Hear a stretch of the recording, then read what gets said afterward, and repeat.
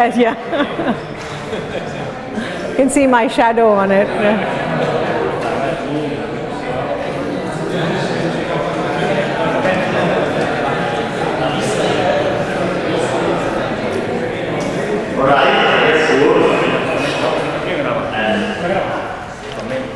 We can start today. Is it too high? Yes.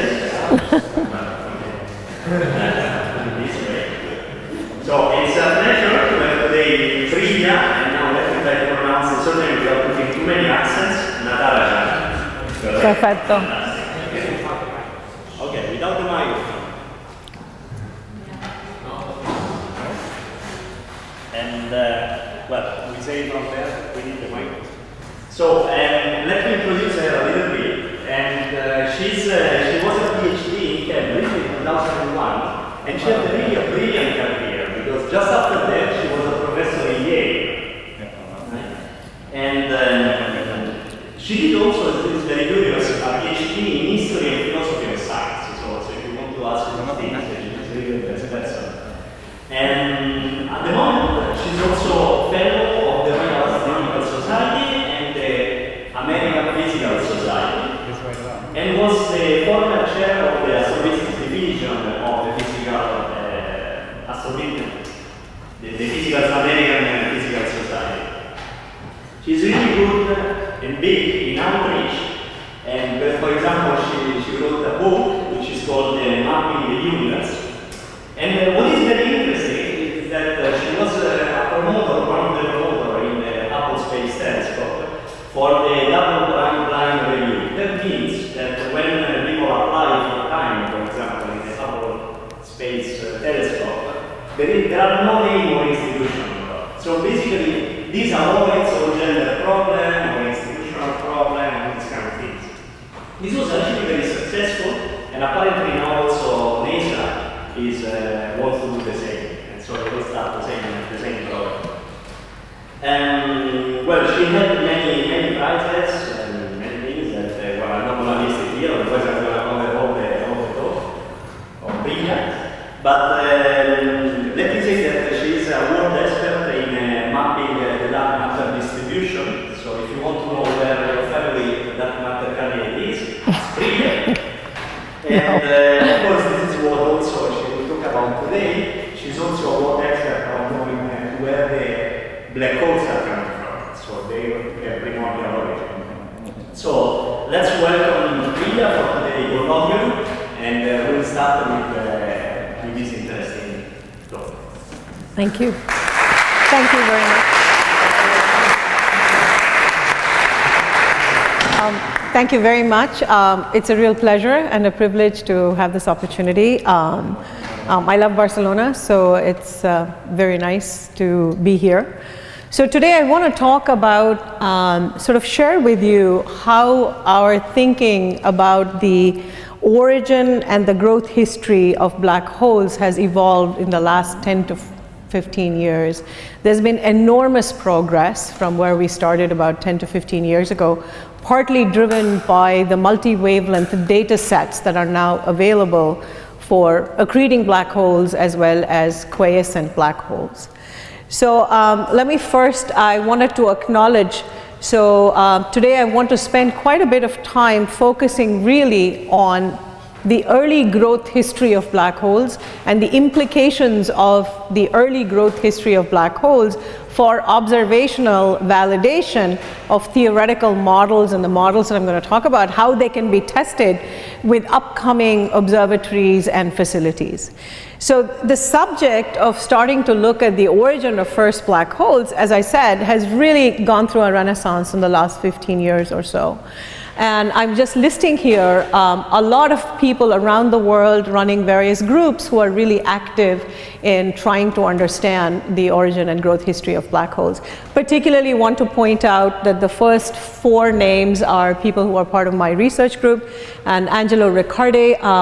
A lot of the results that I will show about growing black hole populations and predictions were made as part of his thesis, and he just finished his PhD at Yale. And Fabio Pacucci, Nico Capelluti, and Bhaskar Agarwal were all my postdocs in the last couple of years. So as I mentioned, it's the combination of powerful multi-wavelength data sets that have really caused a transformation, along with the growth in computation of what we can actually do in simulating the conditions in the early universe, so that we can see how the first black holes formed as well as how they grow. And as you all probably know, there are many, many open questions. So this is sort of a brief outline of how I'm going to go through this landscape. So first I want to give you sort of what I think are the strongest pieces of observational evidence for the existence of accreting and aqueous and supermassive black holes in the universe. And then I'll talk a little bit about our current understanding of the formation of seed black holes, and then show you how we actually model, starting from the seed population, how we do the forward modeling of what the masses of these black holes need to be at later times in the universe, like today, and at epochs where we have data from quasars. I'll talk a little bit about the methodology and assumptions. So I want to give you a feel for how the work is done. Like, what are the assumptions, what are the techniques, and what are the ways in which we are thinking about this problem. It's a very complex problem. And so I'll move then from looking at how we do idealized simulations of a single black hole that is growing, and then how we move from what we understand from that physics to the properties of an evolving black hole population, because you end up seeing populations of black holes that we have data on. And then obviously the big question is, can you discriminate between nature and nurture, which is the various ways of making the first black holes, and then the various ways in which they grow and evolve and are transformed over cosmic epochs. And so obviously the answer is yes, you can discriminate, you can disentangle nature and nurture. It's complicated because you have the combination of seed formation mechanisms, so that's initial conditions. Then you have accretion physics and dynamics of galaxy mergers, potentially black hole mergers, that then need to be convolved to make predictions for the population. So the question is, can you separate out the unknowns of the seeding physics, the assumptions in the seeding physics, from the unknowns in the accretion physics and the unknowns in dynamics? So, and we are making progress along all these three lines, but obviously there are many, many interesting open questions still left.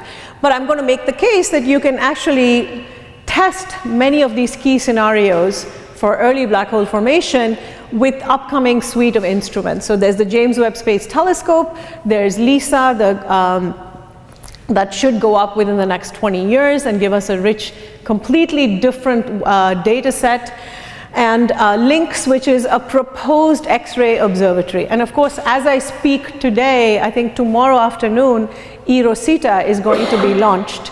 So, their launch was delayed. So, the eROSITA data will also be very, very exciting. It's also focused on looking at growing black holes. So let me just quickly show you.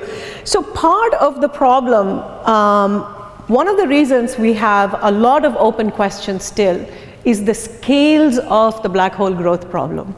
That you are coupling the smallest scales right around the black hole to very large scales, galaxy scales, and beyond and outside galaxies, because black holes, as we'll see later, appear to be influencing extremely large scales well outside the region of influence. So we have now data and evidence for that, and so we need, but here's the challenge.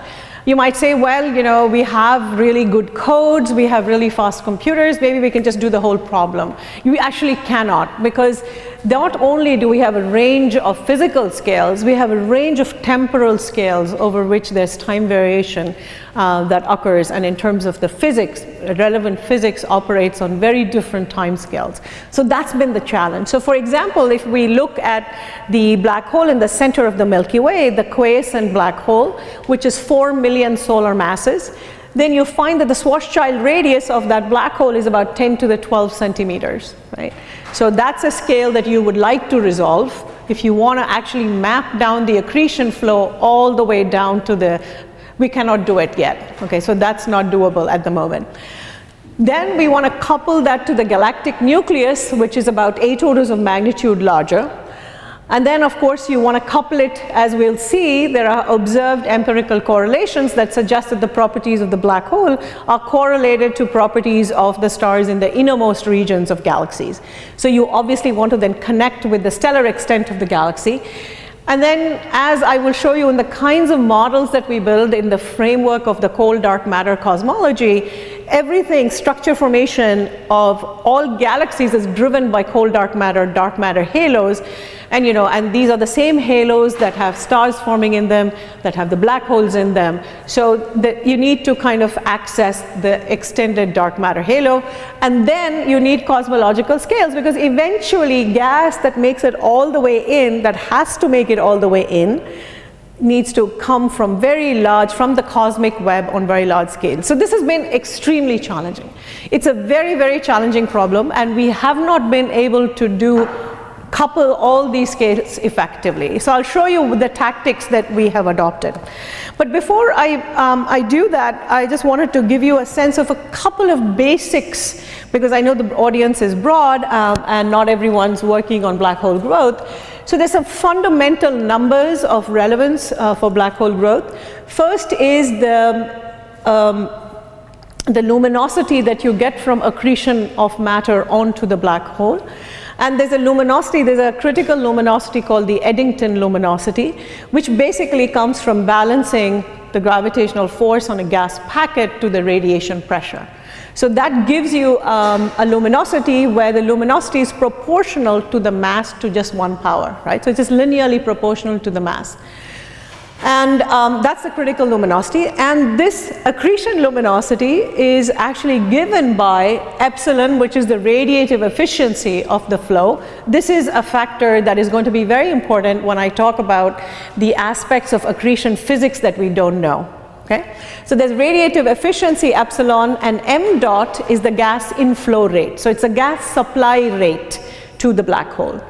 So basically, gas that is flowing towards black holes produces this radiation. Some small fraction of the rest mass energy of the gas is released in radiation, because the gas is heated up and it's sped up. And some gravitational potential energy is released, and that's why we see growing black holes. So all growing black holes, as you all know, are seen as quasars, and they are extremely bright. So let me quickly show you one other challenge in the problem, and that, as I said, is in the temporal dimension. So if you look at the range of time scales that are relevant to the black hole growth, the black hole feeding, the black hole growth problem, then once again, the dynamical time scale of the inner region of a galaxy is about 10 to the 8 years or so. Whereas in the nuclear region, which is where the black hole is sitting, the dynamical time scale is much, much shorter, several orders of magnitude shorter. Then the age of the stellar population, the activity of forming stars and stars aging and so on, that operates again on a range of time scales from 10 to the 6 to 10 to the 9 years. So here we have a problem where you have a physical environment for a growing black hole that is encapsulated in processes that occur on various time scales, right? So modeling these has been very, very challenging. So on the innermost region, right around where the feeding disk for the black hole is, the gas disk, there we notice now from data that there's a lot of variability on very, very short time scales. That has to do with the inhomogeneities in the gas flow and other processes probably having to do with MHD, magnetohydrodynamics. So there, once again, you have variation that is seen on day scales, on years and kiloyears. So, this is just a very, very tough problem.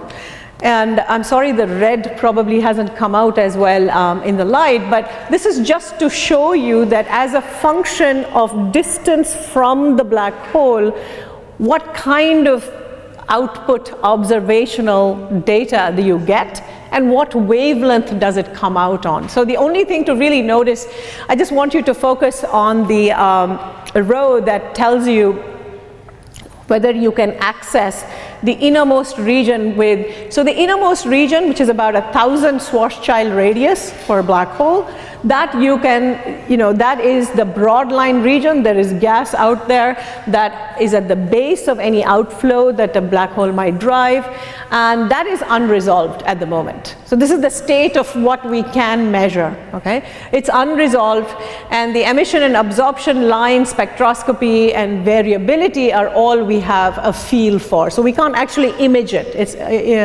image-wise, it's unresolved. And then as you go further and further out from the black hole, you start getting radiation in the infrared, mid, far, and near infrared, X-rays, and so on and so forth. So this is just to show you where we are in terms of the various wavelengths that we get out of galactic nuclei and what are the current capabilities. So you start out, the way to think about this problem is that you start out with an initial mass function that you use the physics to derive for black hole seeds. And then you evolve them over cosmic time. And so the question is, what are the ways in which black holes can grow? So it turns out that black holes, we think, principally grow by accretion. They can also grow for certain epochs in the universe and for certain mass ranges, triggered by mergers of galaxies that host black holes in their center. And they actually grow by direct mergers of black holes. So you have accretion that is happening in a steady fashion into the galactic nucleus. There's accretion that is triggered by dynamical activity, which is mergers of galaxies. And then there is actual black hole merger. So you can see already that one of the questions we would like to answer is whether there is a dependence on initial black hole mass for which of these processes dominates. And these three processes have to work in tandem if we want to predict properties for a black hole population of black holes over cosmic time.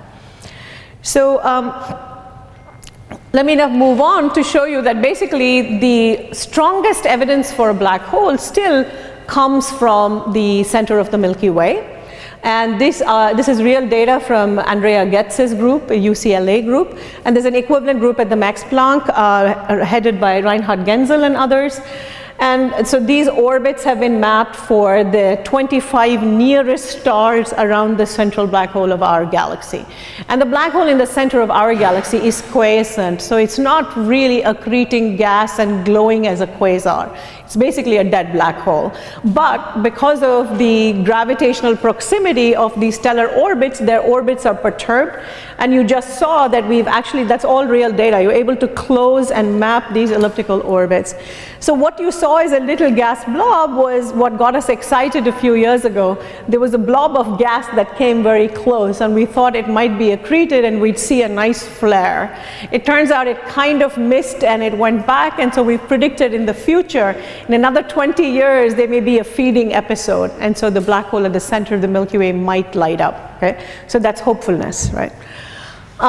So what is the other data? As I said, this is the most compelling data, and of course you must have all seen the image of the Event Horizon telescope image around M87 of the light bending of gas around the outskirts of the photon radius that was seen. Okay, so what do we see? So we see multi-wavelength data ranging from X-ray, radio, infrared, optical for growing black holes. And so you have black holes basically in two classes. You have the quiescent ones, like the ones in the center of the Milky Way, that are not actively accreting at the moment. And then you have the quasars. The quasars, which are now seen, their luminosity is so large that they outshine the luminosity of stars in the galaxy that they are sitting in, especially at very early cosmic epochs. So you see them as cosmic beacons, as lighthouses, very, very far out into the cosmos, into redshifts of 6 and beyond. So to give you a feel, a redshift of 6 is when the universe was 20% of its current age. So you already have black holes in place. In fact, you have very bright black holes. If they are growing at the Eddington luminosity that we saw, remember we can infer the mass that is inferred for those black holes is 1 billion times the mass of the sun, billion solar masses already when the universe is only 20% of its current age. That is a huge problem to explain. There's not enough time to start from a tiny black hole seed and to grow it to this kind of behemoth monster mass within that short period of time. So for example, we have now detected a population, starting to see the population of black holes at redshift 7. So that's about 660 mega years or so after the Big Bang. And that's been one of the challenges, and that's a problem that I will be addressing today. What do we do about, what does that tell us? How do we make bigger black holes, seed black holes from the get-go early on in the universe? So then we have the data. So these are the various pieces of data. Sorry, it's a busy slide, but just to show you that we have a lot of multi-wavelength data. So you have the measured abundance of quasars, the luminosity functions of quasars nearby as well as the distant universe. Then we have the combined accretion, the X-ray emission from the growing population of black holes cosmically, the aggregate emission that comes out as a cosmic X-ray background. So that's measured extremely well. The spectrum is measured extremely well. What you see there in the white dots are the actual data, and you see the various lines that show you the models that are currently used to fit and explain the origin of X-ray. So what this allows you to do, it gives you an integral constraint on any model that I can build of black hole populations. The sum of all the integrated X-ray emission has to match the CXRV. So these are all constraints for the models that we're going to build. And so then at redshift 0, locally, we see some very interesting correlations. So this is one version of a plot that I will show you many times today. And that is the black hole mass on the y-axis and the velocity dispersion of the bulge, which is the innermost region around the black hole. And you see sort of a linear correlation extending many orders of magnitude. In fact, you see a correlation between the properties of the black hole and of the stellar component in the inner regions of galaxies in a bunch of different ways. So you see that here. This is just the latest version of the plot that I just showed you. And you see that over several orders of magnitude in mass, you see that linear correlation. Of course, there are error bars and there's scatter. There's information in that scatter, as we'll see. And then in the rendition in the middle, I'm giving you a feel for what the error bars are in the measurements, right? So that's the size of the ellipse is giving you visually. So there are errors, there is scatter. And in the last panel there, you see that there is a correlation between the black hole mass and the x-axis now is the luminosity of the stars. So I mean, the big question you can imagine is really, how come the black hole is able to influence or is coupled to the properties of stars that lie well outside its region of influence even? Not just the Schwarzschild radius, but the region of influence, which really is much, much larger, of the order of 10 to the 5, 10 to the 6 Schwarzschild radii. So how come the stars and the black hole know about each other? Like, what is the origin of that correlation? Is this correlation something fundamental? Is there a causation, or is it just a correlation, right? And that is one of the open questions that we want to address. Is there a physical basis to these correlations that we see in the nearby universe?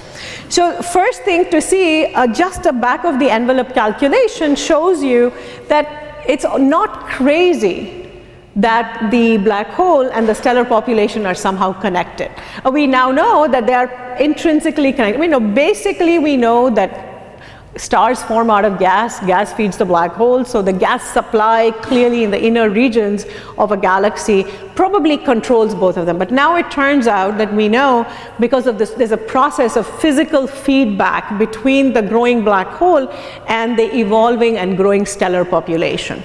And that you can see if you just look at the sort of basic energetics in the problem. So if you look at the region of influence of a black hole, and you plug in something like a 10 to the 8, something much heavier than the Milky Way black hole, 2 orders of magnitude, then you find that it's about 10 parsecs, the region of influence, right? And then one can look at how much energy is released. When I said a portion of the rest mass energy is converted in falling matter into luminosity, you find that that energy exceeds the binding energy of the nucleus. So you potentially produce a lot of energy right around the black hole from the accretion process that could potentially disrupt the entire galaxy, Okay?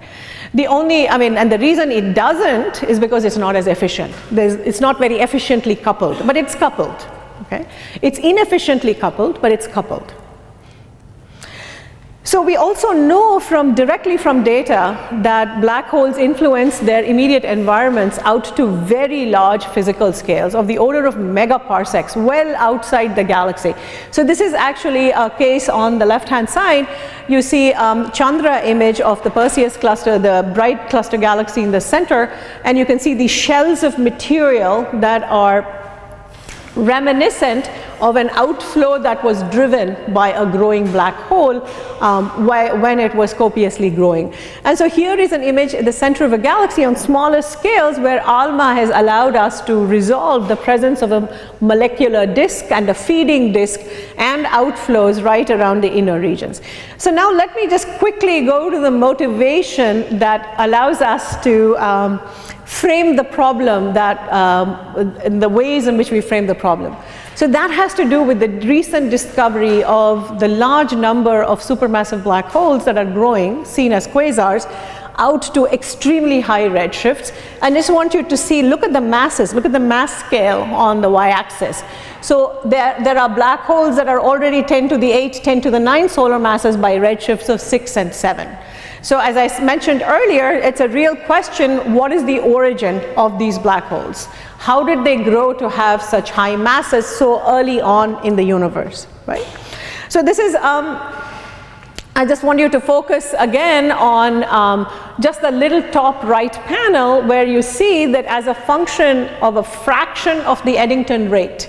Suppose you're growing at Eddington rate or below, it's capped to be Eddington rate, then if I want to make a black hole that is 5 billion times the mass of the sun by redshift of 7, if I start from the seed, so the y-axis there is the initial seed mass at a redshift of 25 or something, then you notice that for that to be in place by redshift 7, the yellow curve, you really need to be accreting at well above Eddington. So you need super Eddington accretion in order to accommodate that. Theoretically, there's nothing that stops super Eddington accretion. Okay? And in simulations, you can find now, with MHD simulations, you can find that you can have super Eddington accretion happen. Except in the universe, we are yet to find a single source. We have maybe one source that appears to be accreting at super Eddington. One can argue that maybe you have short periods of super Eddington and then you don't see them because you don't catch them. But the point is that there isn't such strong evidence for super Eddington accretion being so common in the universe. So these are just a set of questions that I've already gone through. So how do we tackle this problem? So we use sort of a systems approach where we actually extract bits of the problem that we can do using different techniques, and then we try to put it together to get a whole picture.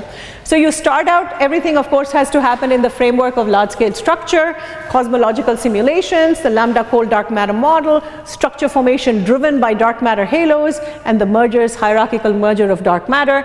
Then you have the physics of initial seeding. How do the first black holes form? And there are many sort of models where we can now do simulations of the early universe, even cosmological volumes. Seed formation is rare, so it's very hard to have the kind of cosmological volume that you need and the resolution that you need. So that's the rub.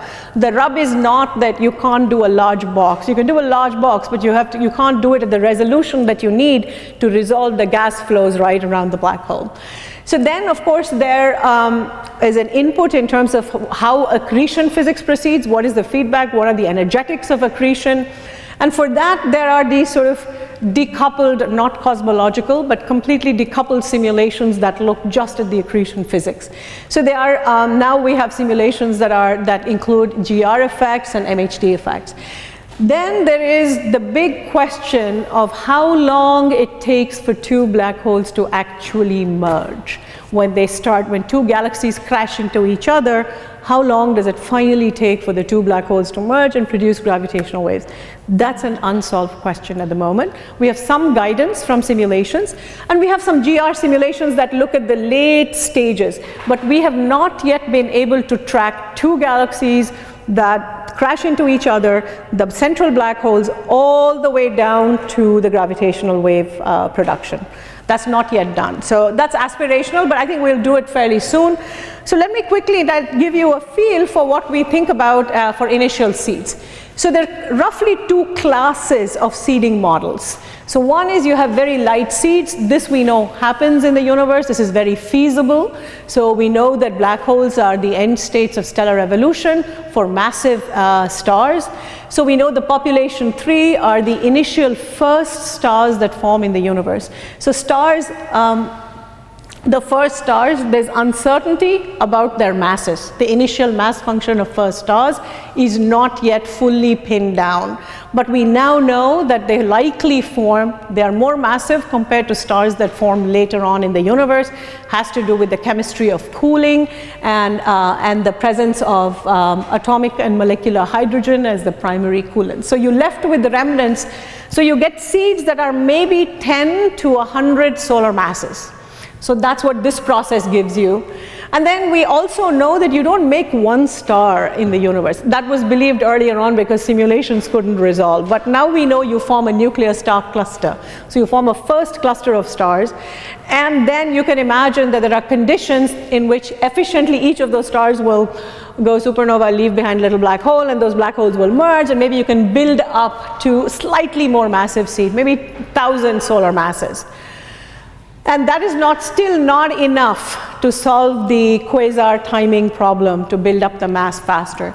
So about 15 years ago, with one of my postdocs, Giuseppe Lodato, we came up with a scenario that many other people had thought about, but what we did was actually embed this new channel for forming very massive black hole seeds into the larger cosmological context, so that you could actually implement it in models and model forward and look at the implications.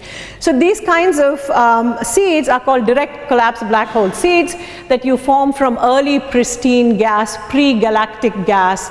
And we argue that you could have non-axisymmetric instabilities in the gas that would drive the flow very rapidly to the center, and you could end up with a seed that's about 10 to the 4 to 10 to the 6 solar masses.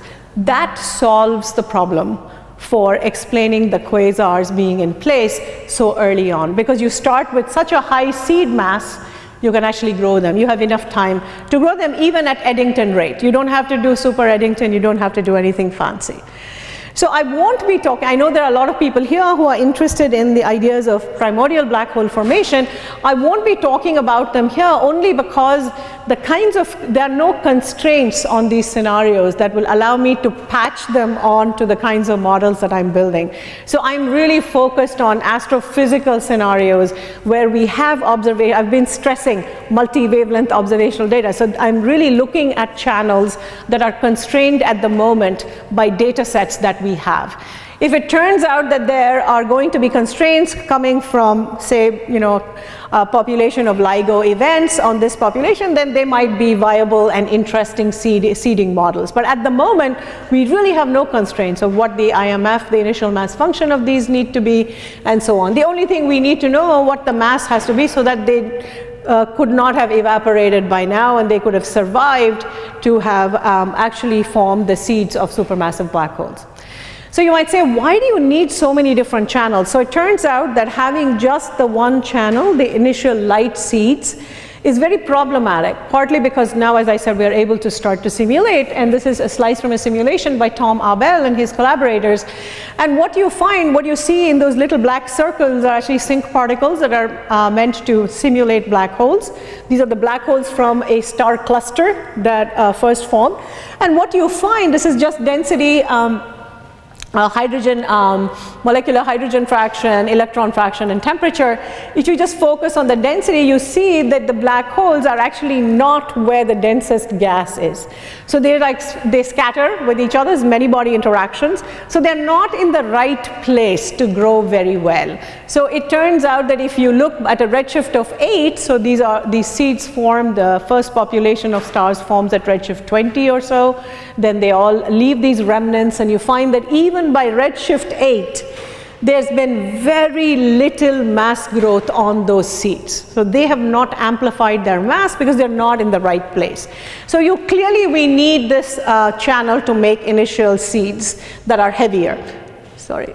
So this is just to give you a rough idea of how the direct collapse model works. You have a pre-galactic gas disk that collapses to the center and forms a black hole.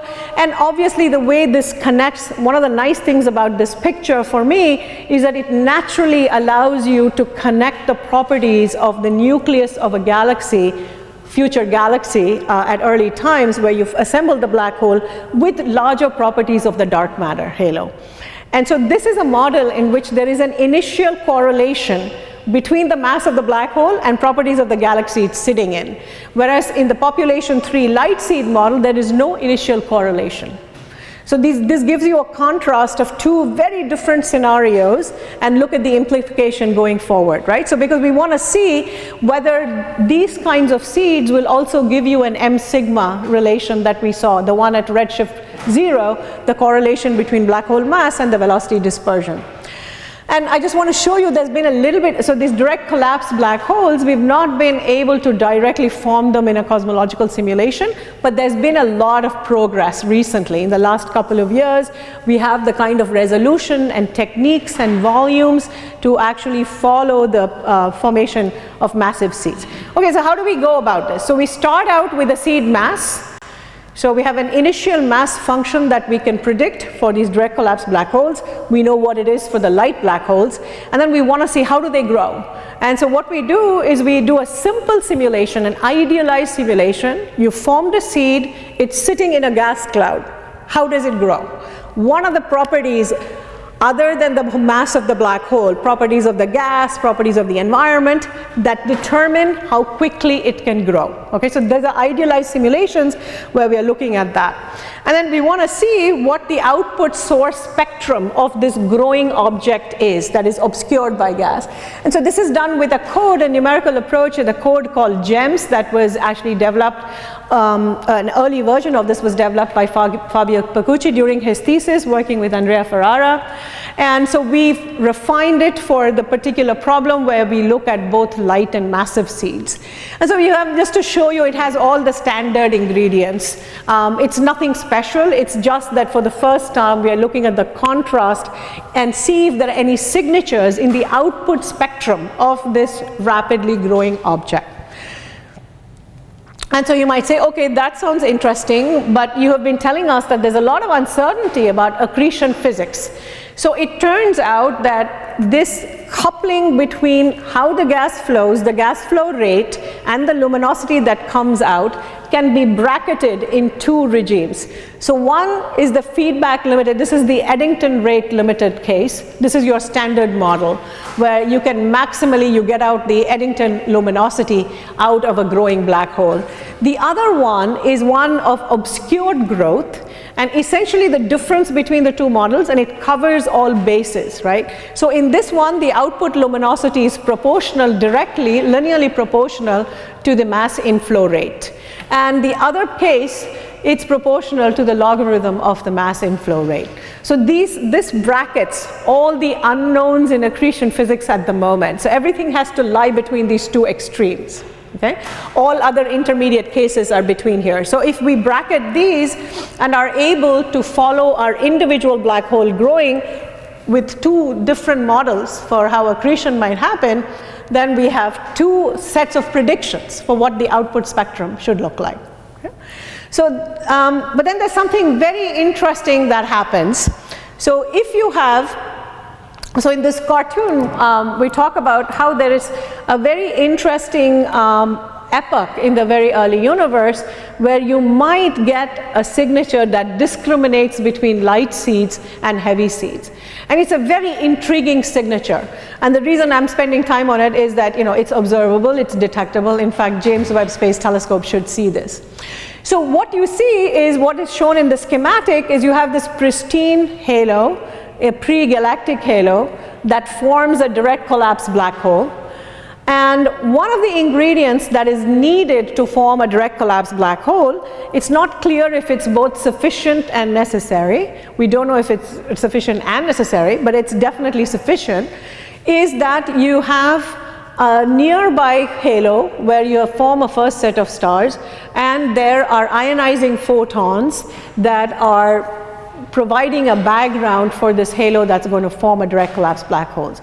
You might say, why do you need that? So it turns out that in order to make a direct collapse black hole, you have to prevent the gas from fragmenting and forming stars. You have to somehow stop fragmentation, let an axisymmetric instability take over and have the gas fall into the center very rapidly. And the only way, early on in the universe, there's some easy ways to suppress star formation, because the only coolant in the early universe was atomic hydrogen and molecular hydrogen. Molecular hydrogen is a very efficient coolant, atomic hydrogen isn't, and so you want to destroy or prevent the formation of molecular hydrogen. So the external field of Lyman-Werner photons from a nearby star-forming galaxy would dissociate molecular hydrogen. So this is the most efficient scenario that you could have, and that gives you constraints on the physical locations in the universe where you're likely to form a direct collapse black hole. So you will form it in a satellite galaxy, satellite halo of a halo that has already formed the first generation of stars. So that's one viable place. So if you take that as a given, then of course remember the satellite in the early universe, mergers are very common. This satellite will merge with its parent, and you end up with an object that is quite peculiar, and we have very unimaginatively called it obese black hole galaxy. So this is going to be an object in which the mass of the black hole is going to exceed that of the stars. This is the opposite of what we see in that M sigma correlation that I showed you at redshift 0, where the mass of the black hole is about 1,000th the mass of the stellar population. So this is an important discriminant of this picture. Whereas if you start out with a light seed, that is a result of population 3, then you end up with what you see at late times, which is a tiny black hole, 1,000th of the mass of the stars that are assembling around it. So this stage, there is a redshift, there's a sweet spot in redshift between 9 and 12, where you should see objects where there is an overmassive black hole that is very rapidly growing with a spectrum that we know how to calculate, and that's what we calculated a couple of years ago. And what we found is that this is just figuratively showing you what I just told you, that you have to end up there at redshift 0, where the mass of the black hole is 1,000th. But at early epochs, in the direct collapse black hole case, you have an overmassive black hole briefly before stars start to assemble around it, and then you have to end up there. Okay? So you can actually calculate for such an object where it is overmassive. Most of the luminosity is coming from the growing black hole and not the stars, but this is the composite spectrum of those obese black hole galaxies. And what this really shows you, the details are irrelevant. The thing to remember is that a lot of radiation that is coming out gets reprocessed from the X-rays to the infrared. So this kind of object will be very infrared bright. So we are trying to get the signatures of such objects. So this is the predicted spectrum of such an object, and what you see in red and green have to do with the metallicity of the stars. So it's two different cases, and what you see in black are the observational windows for the detectors on the James Webb Space Telescope. So you see the flux is well above the sensitivity limit. So if direct collapse happens in the universe, you will have these obese black hole galaxies, and they should be detectable by the James Webb Space Telescope. And you might say, well, what are the other confounding things that are going? What are the other objects in the universe that are around that could confuse you?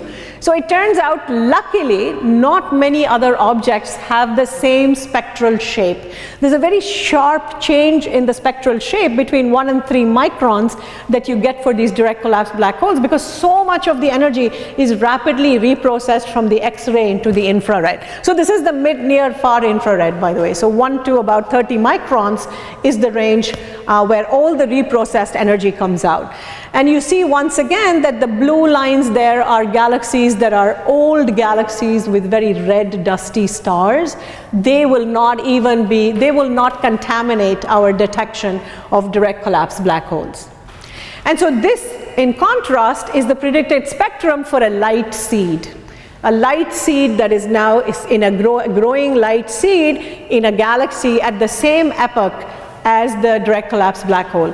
And notice that this should be undetected by James Webb Space Telescope. So we made a very bold claim with our calculations that if James Webb Space Telescope sees any quasars between 9 and 12, they have to have come from a massive initial seed black hole. So that's a test of the massive initial seed black hole picture, the direct collapse. So now I want to move, so this is great, we've figured out how individual objects will appear.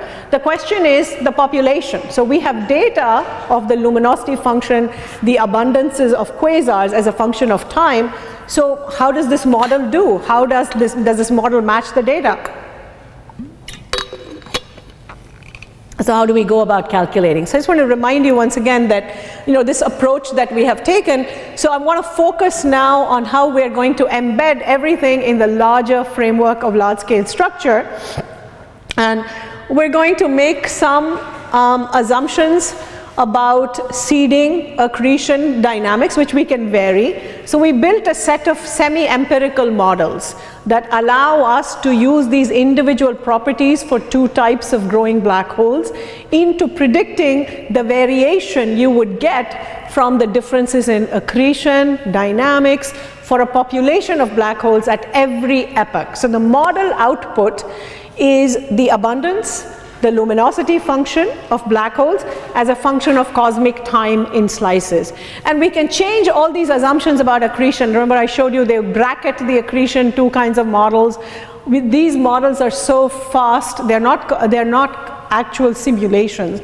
They're these semi-empirical models. And you can run them, the thing that's advantageous with them is that you can run them very fast. So we can actually investigate all the possibilities, bracket all possibilities, and you can get a whole range of predictions for output observables.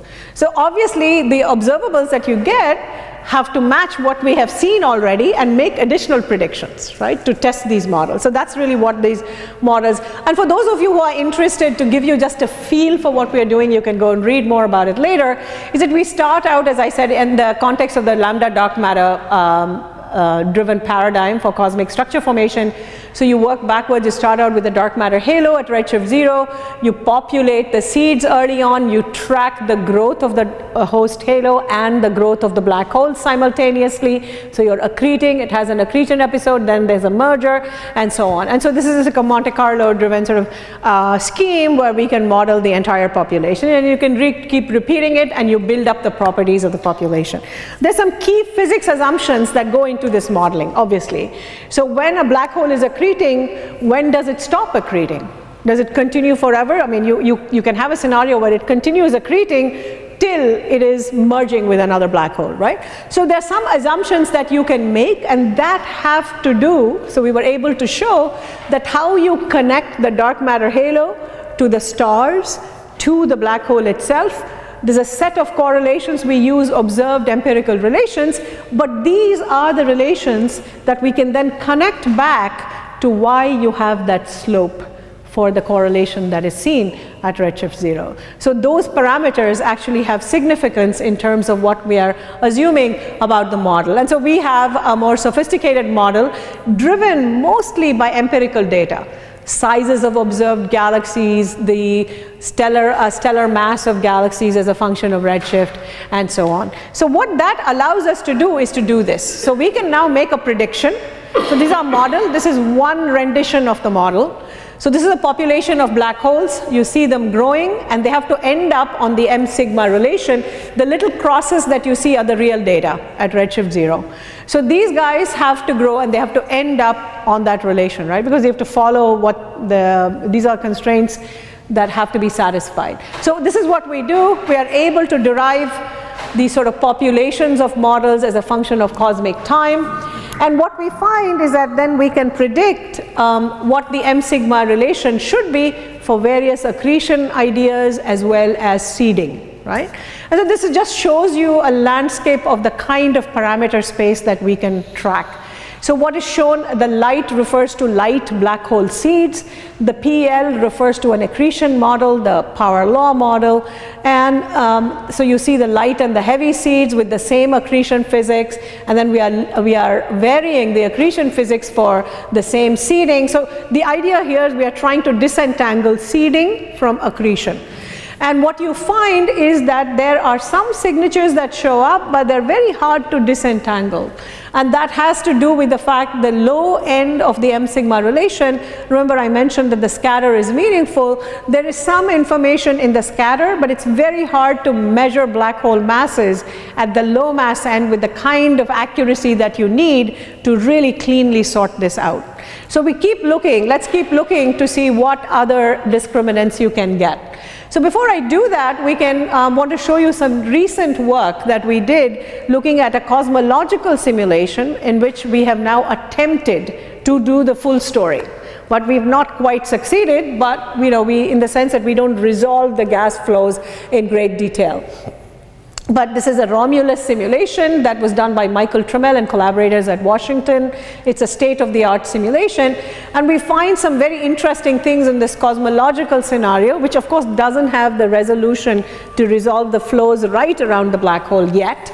And we find that hosts with stellar masses that are about 10 to the 8, 10 to the 12 solar masses, and that are star forming, those are the ones in which black holes are growing very actively. We're trying to see what are the sites in which, so we have some insight. But I also want to show you that this initial seed mass determines the growth history. So these are just some example growth histories of light and massive seeds. That journey that I showed you in the animation, this is showing you some tracks of, and you might see there are places where you jump up in black hole mass. So that's when you have a black hole to black hole merger. That's when you're moving right up. Otherwise you're building stars and growing the black hole simultaneously. And you see that there's a real discrimination in how things grow depending on whether the seeds are initially massive or not. So let me now focus on what are the ways to discriminate between how to disentangle and discriminate these scenarios. So first I mentioned that James Webb Space Telescope should be able to say something about seeding itself. The presence of early quasars at epochs of redshift 9 and 12, and I want to mention that Jordi Miralda here has worked a lot on this early sort of epochs of quasars, sort of the micro quasars, very early on, trying to understand what these objects might look like. But now we have the apparatus to do sort of the full spectral analysis across wavelengths all the way to the infrared. So then this is a very interesting observational discriminant for models, and that is the occupation fraction of black holes. So if you go around and look at galaxies and see what the black hole masses that are hosted in them, so if you look at the occupation fraction of galaxies, the fraction of galaxies that contain central black holes that are in excess of 3 times 10 to the 5 solar masses. There's nothing magical about that number. At the moment, it's the observational limit that we can get down to. Okay?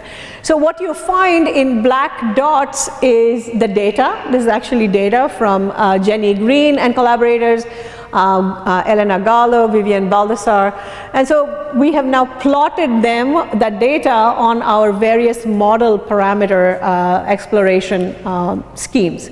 So what we see, the blue rectangles that we see that are shown are our model predictions for massive and light seeds.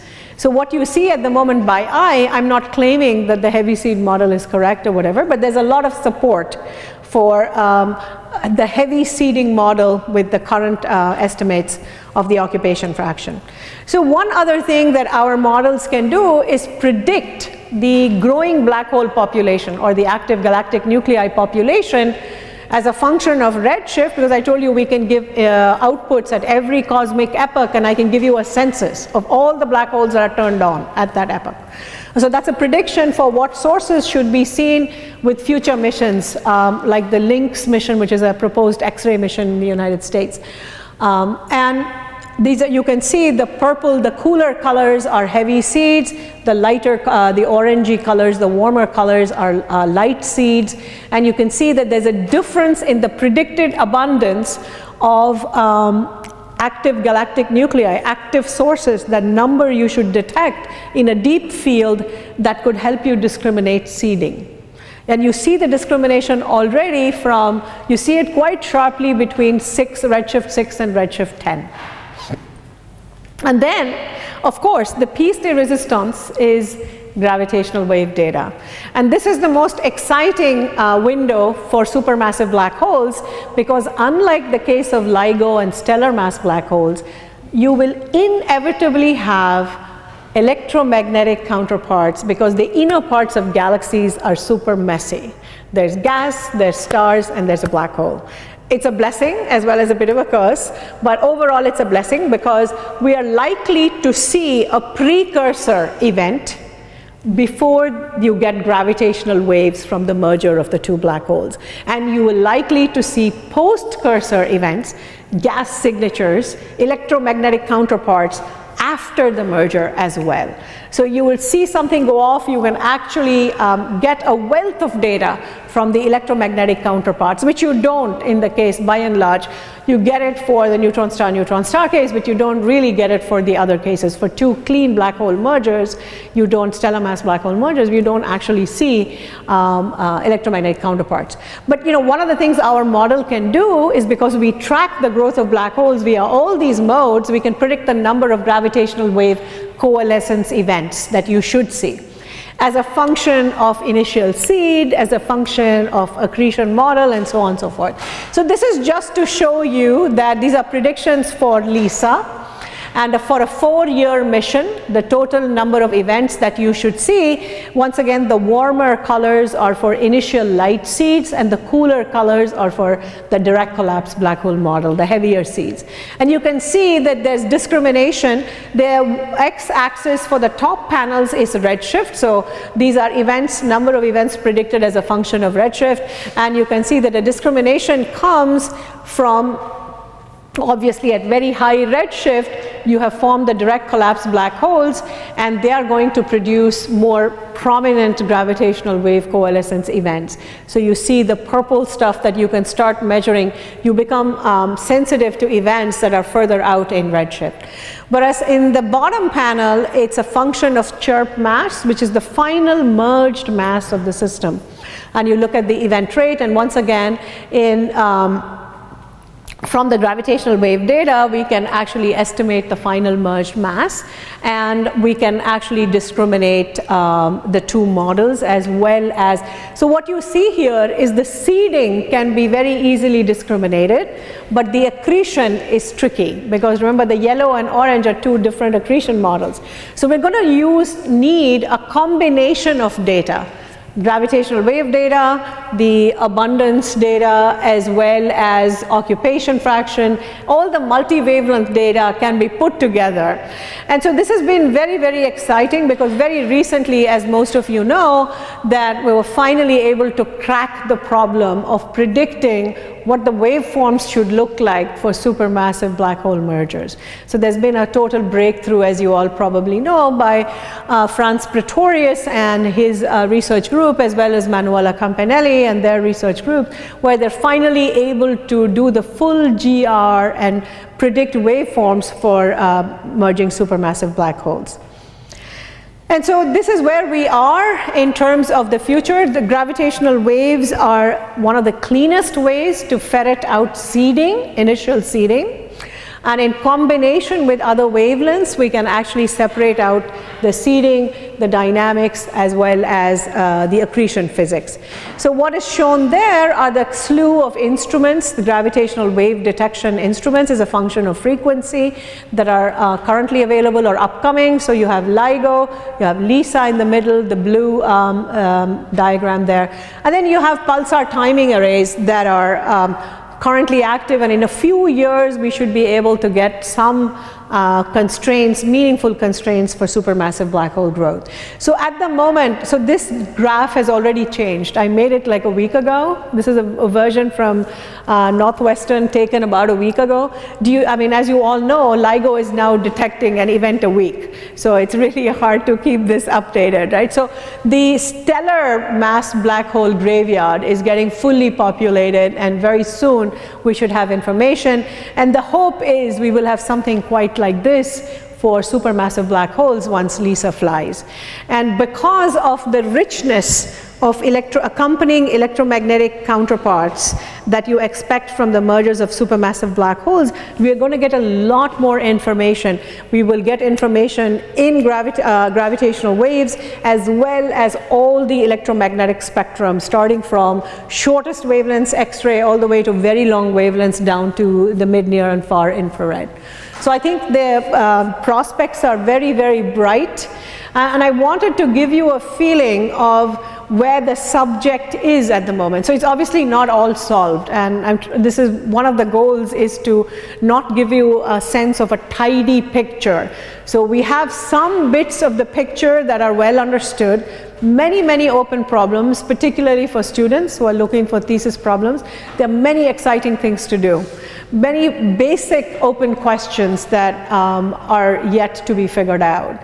But on the other hand, because we have the rich wealth of data that's coming up, the prospects of constraining models is very, very exciting, the ways in which we can constrain models. So I'll just stop here and wait for questions. Thank you very much for your attention.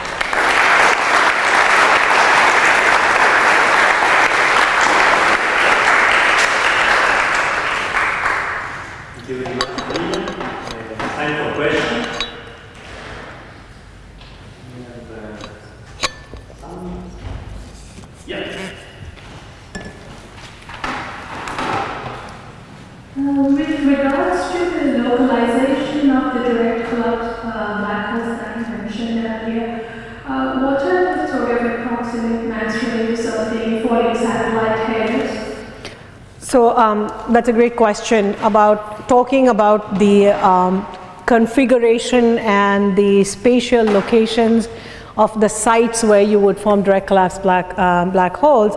So we anticipate, because of the redshifts that we're looking at, these direct collapse black holes will be rarer than the low seed mass black holes. We don't need them to be too ubiquitous, because we just need them to explain the massive end of the black hole mass function at high redshifts, right? So they are rare, and what we have shown is that basically, if you have a dark matter halo that is about 10 to the 8, 10 to the 9 solar masses, that will form the first stars, I'd say redshift of 20 or so. A satellite, which is 1 order of magnitude lower, is a preferred site for where you could form a DCBH. And because they don't need to be so ubiquitous, these are roughly, they correspond to about 4.5 to 5 sigma peaks in the overall density contrast distribution of the dark matter density field. They tend to be dark matter halos. In comparison, just to give you an idea, the sites where you most likely form the first stars are much more common. They correspond to 3 and 3.5 sigma peaks. They are much more ubiquitous. So this is much more in the tail of the distribution. And that works just fine in terms of the numerics of what we want. Other questions? Yes. Thanks, so actually, I also wanted to ask about this direct collapse black holes. Yeah. But so, if I understand the way that you would, well, they are hypothesized to have formed, possibly is that you have to have a region where gas goes only by atomic. Yep. And it cannot form molecules, so you have to suppress molecule formation so that you have basically this large amount of very massive cloud undergoing a very direct collapse. But this has never been observed, so I wonder first if it's considered very realistic that in this massive cloud no previous star would have formed in the subgroup, and is really discussing testing somehow of Yeah. this idea works? Yeah, that's a great question. In fact, Mitch Begelman and his group have argued that the way this direct collapse, cloud collapse would proceed is that you would start with a little seed black hole with a large convective envelope that very rapidly accretes from that envelope. And so you would end up forming this 10 to the 4, 10 to the 6 solar mass seed as a result of initial seeding having occurred around a little black hole seed. But it turns out that, so obviously, so you know, the many aspects of the total direct collapse scenario, right, are not fully worked out. So we don't actually know exactly how this gas, you know, in the post-Newtonian limit, how is it going to actually form a black hole? We just know that we can drive an inflow at enormously high rates to the center, and the fate of that gas, as long as there's no cooling and no fragmentation, it will inevitably form a black hole. So that's sort of where we are at the moment. And as I showed you, there are some simulations where there's some hints of the conditions, the fact that the conditions are available in the early universe to actually generate the kind of gas inflow rates. Once again, whether that gas flows in all the way to the center and gives you a black hole is not quite known, because that simulation doesn't have the resolution to follow it all the way down here. But at about 10 to the 3, 10 to the 4 Schwarzschild radii, you get the right inflow rates that could give you a direct collapse black hole. So that's where we are at the moment with simulations. So John Regan and several Japanese groups, Hirano and others, have been trying to work on the various ways in which you can get this gas to settle down very rapidly into the center. So I think this is, you should watch this space. This is a space where there will be more exciting work, and there's much to be done. And there's a lot of potential analytic work that also can be done, because we're really at a stage, we're at the limits of computing. So if there are interesting analytic calculations are possible. And one such example is the quasi-star model. It's called the quasi-star model by Mitch Begelman and his collaborators. They've started working on that, and there's sort of a small number of groups that are starting to investigate that. In particular, as you said, during that process, what are the spectral signatures? As the thing is assembling, is there any smoking gun that, you know, can you see? Are there any particular lines, or is there a spectral shape that you see from the formation process itself? We know that the formation process, because of the kinds of gas energetics, would be super Eddington accretion, for sure. But what more than that needs to be seen more carefully. Any other question? Yes.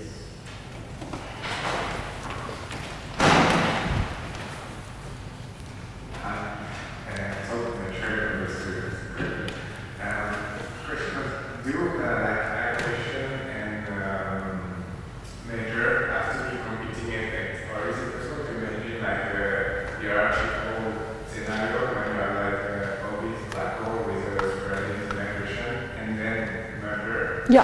And if so, can we have like at some point enough observation of black hole when we can make like a missing satellite type of conclusion?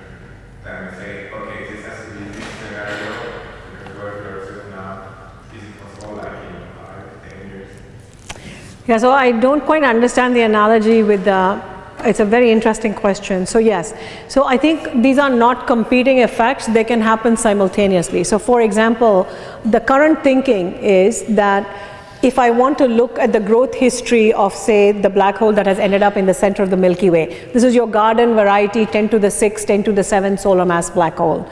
And if I look at how much of it was assembled by mergers, direct mergers of black holes versus accretion, and accretion again in two possibilities, accretion that is steady trickling in of gas over cosmic time versus accretion that is triggered by mergers, during mergers, you find that the bulk of this black hole, 60% of the mass, 60 to 70% of the mass, can assemble given all the constraints, observed constraints, with just gas trickling down at a steady low trickle rate.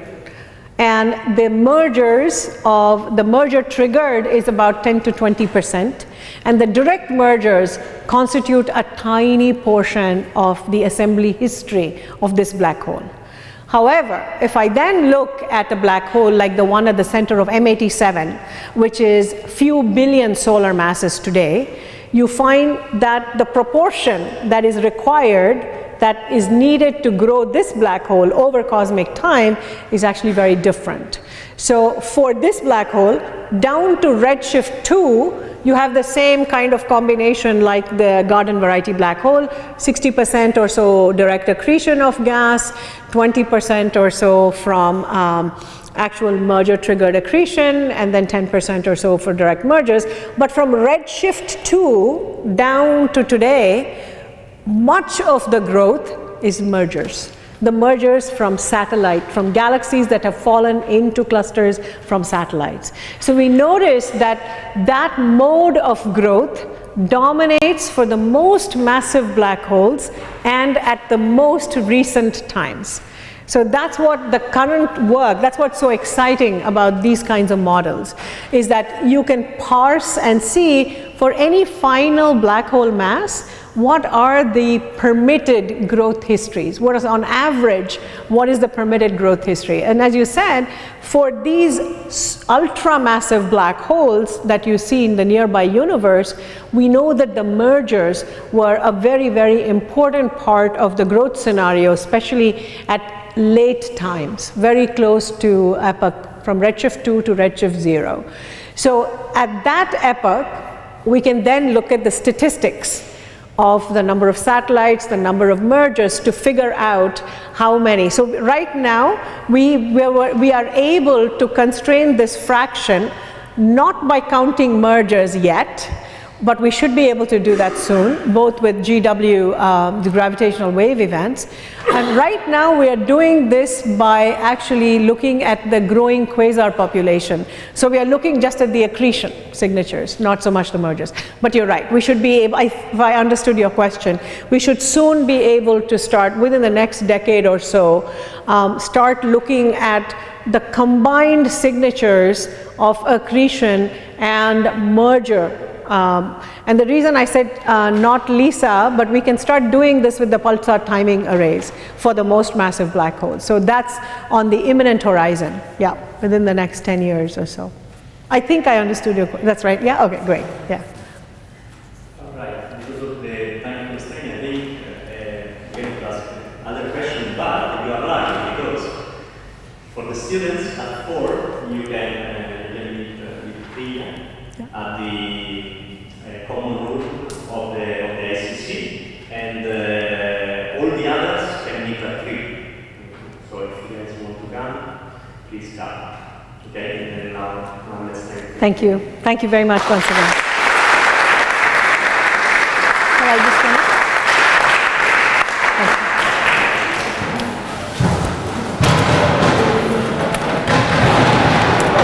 Was it at the right level? Yeah. Okay.